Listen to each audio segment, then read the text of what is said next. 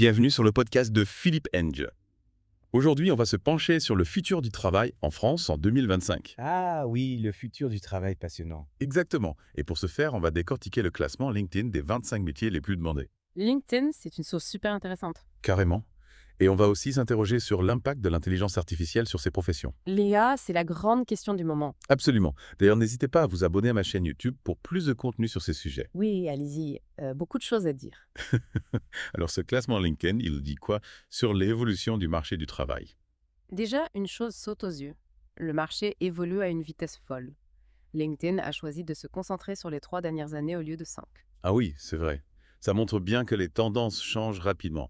Quels sont les secteurs qui s'en sortent le mieux? Alors, non. On voit une forte croissance dans l'industrie, malgré l'automatisation. L'industrie, c'est une valeur sûre. Oui, et puis le tourisme qui rebondit après une période difficile. Logique après les années qu'on a vécues. Et bien sûr les secteurs en plein boom, comme l'intelligence artificielle, la cybersécurité et l'environnement. La fameuse IA, toujours elle boom.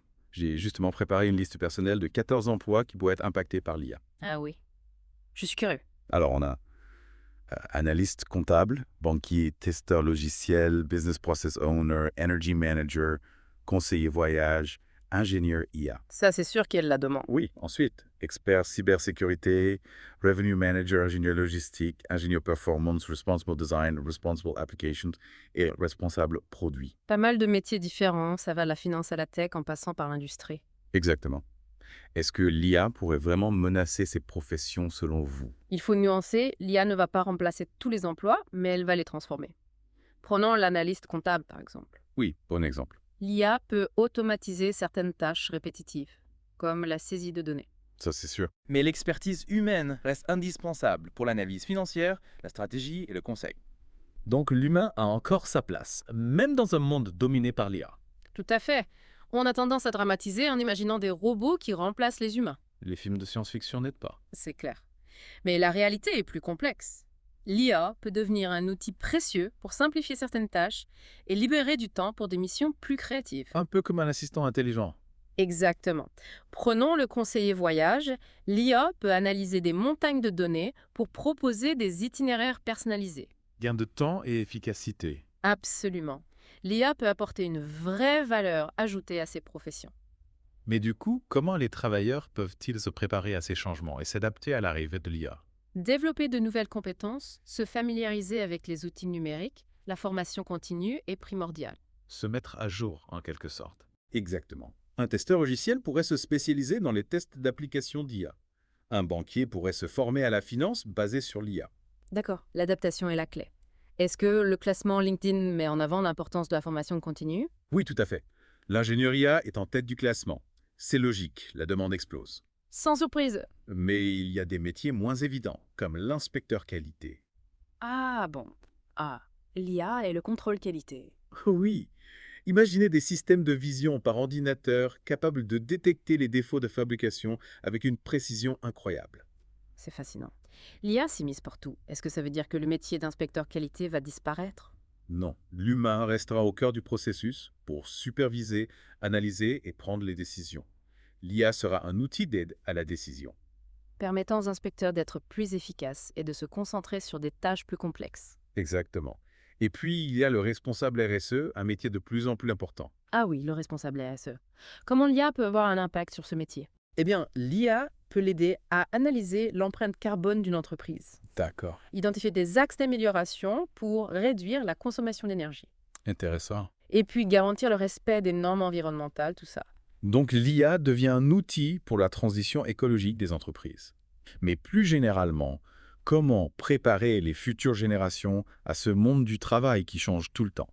L'éducation, la formation continue sont essentielles. Oui, bien sûr. Il faut encourager les jeunes à développer des compétences transversales. Oui, je vois. La créativité, l'esprit critique, la collaboration, la résolution de problèmes. Des compétences qui servent dans n'importe quel métier. Exactement. Et l'orientation aussi dès le plus jeune âge. Ah oui, c'est important. Pour identifier les talents et choisir des formations adaptées au marché du travail. Tout à fait. Et puis, n'oublions pas que l'IA va aussi créer de nouveaux métiers. Ah oui, c'est vrai. Des métiers qu'on ne connaît pas encore. C'est un peu vertigineux quand même. Oui, liés à la conception, au développement, à la régulation et à l'éthique de l'IA. Tout un monde à inventer. Mais du coup, cette évolution rapide, c'est aussi un défi pour les entreprises. Ah oui, complètement. Elles doivent s'adapter. Elles doivent s'adapter, investir dans la formation de leurs employés, repenser l'organisation du travail, Je vois. et puis créer un environnement favorable à l'innovation. En intégrant l'IA de manière responsable. Oui, c'est ça, sans oublier l'aspect humain. C'est important. On ne peut pas parler du futur du travail sans parler de la qualité de vie au travail, Non, bien sûr, de l'équilibre entre vie pro et vie perso du sens au travail. absolument. Et justement, l'IA peut contribuer à améliorer ces aspects. Ah bon, Oui, imaginez des outils d'IA qui nous aident à mieux gérer notre temps, c'est pas du luxe.